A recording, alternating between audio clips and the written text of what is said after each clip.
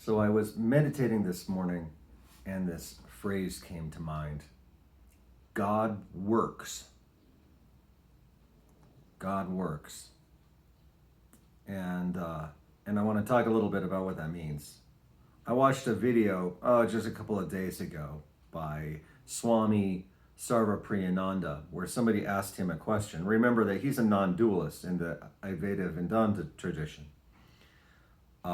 And one of his students or whatever asked a question, well, why would we do something like pray to God when we're non-dualists? We believe, or we know, or whatever, it's our belief that on the ultimate level, the individual, me, you, is at one with all of creation. Atman is Brahman, that is, the individual soul is the oversoul. So there is no big God out there to pray to, so why would you do that? And Savrapriyananda explained, first of all, he gave a lot of historical background, right? Like Ramakrishna, for example, a famous non-dualist, was also famous for writing all of these devotional hymns and stuff. So, but why? And he said, okay, well, when we say that we are ultimately at one with all, and that you are the whole thing, that is the ultimate truth. That's the deepest truth. And from that perspective, digging down that low into the metaphysics of how the world works, then praying to God doesn't make any sense because there is no external force, right? If you want to pray to God for a bucket of cheese, why would you pray to yourself for your bucket of cheese? It doesn't make any sense. But creation is like an ocean. It has waves across. It's one thing. It's one substrate. But it has all of these waves and these across the surface. And these waves have individualized characteristics. And if we're talking about people, individualized experiences, individualized lives. You have an ego. You are an ego, right?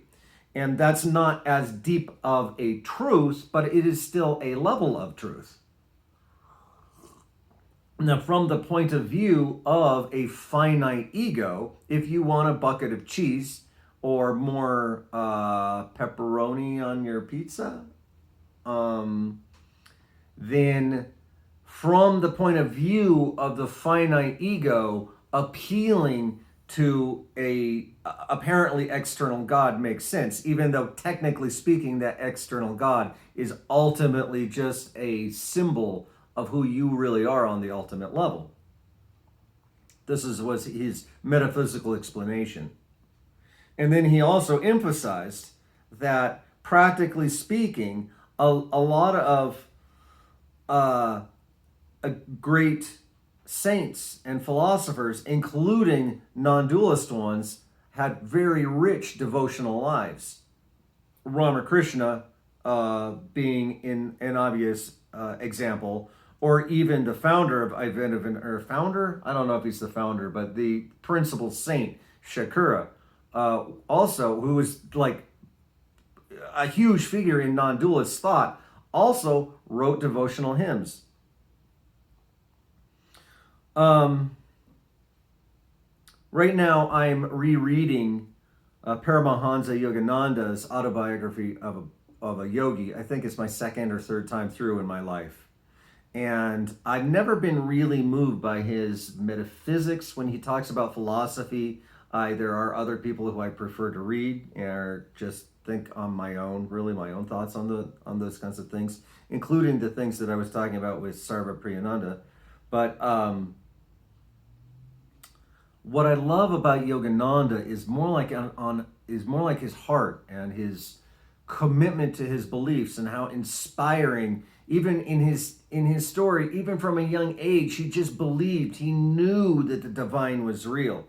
He didn't even have the intellect as a young age to really understand the non-dualist kinds of metaphysics, or how it is that God might exist. He probably took it very literally, this guy in the sky, when he was young, and then learned the metaphysics later on.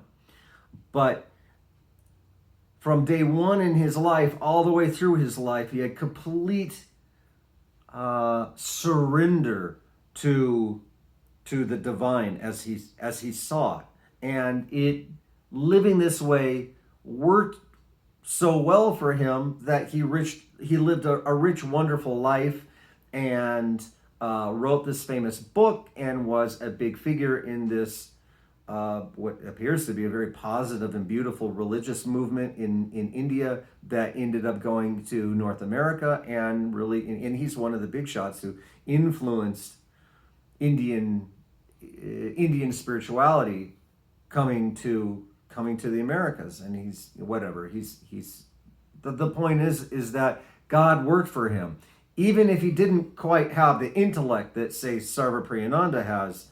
God worked for him because God works.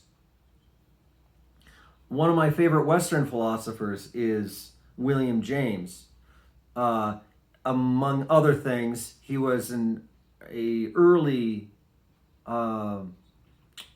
scholar of religion, like cross religions, looking at patterns and ideas within religions, and how do they differ and how are they the same, right? That he wrote this famous book, Varieties of Religious Experience. He was also a proponent of the epistemology of pragmatism. This, simplistically put, is the idea that what is true to you is what is working in your life. Knowing what's out there metaphysically, like having some kind of knowledge about what's happening in the objective world beyond your experience, is impossible. It's not hard, it's literally impossible. And when we talk about what is truth, we should let go of the idea of what is objectively out there, because it is by definition impossible to know what's objectively out there. Instead, it's pragmatic. What is working in your life? And what he said about religion was that when properly done, spirituality works in people's lives. It lends you meaning. It's inspiring. It gives the world an air of mystery and of magic, and it gives you a reason to wake up in the morning. And what James said was, that is the proof that God exists, right? Not some kind of ridiculous, like, philosophical proof or some esoteric scientific data or something. None of that is ultimately relevant. It might be fun, but it's not relevant. What's really relevant is, does believing in God and living that way every day when you wake up, does it work for your life? And what he said, and I suppose what I'm agreeing with, is that assuming that you're doing it properly, it does work. God does work. But let's give it a little caveat. When I say that God works, I don't mean that conservative fundamentalism works. That doesn't work. That leads to destroying the planet and destroying one another. When you hold on to this book that you believe in, and you avoid reading other things, and you create enemies out of people who disagree with you, that's not legitimate spirituality. Legitimate spirituality is a curiosity about the world and an optimism about the world. It's looking out at the world and seeing something that is fundamentally mysterious and fundamentally beautiful, and something that seems great big, but there's a good chance that it's even bigger and more complex and more beautiful than you can even than you can even imagine. That's real spirituality. And when spirituality is done like that, God works.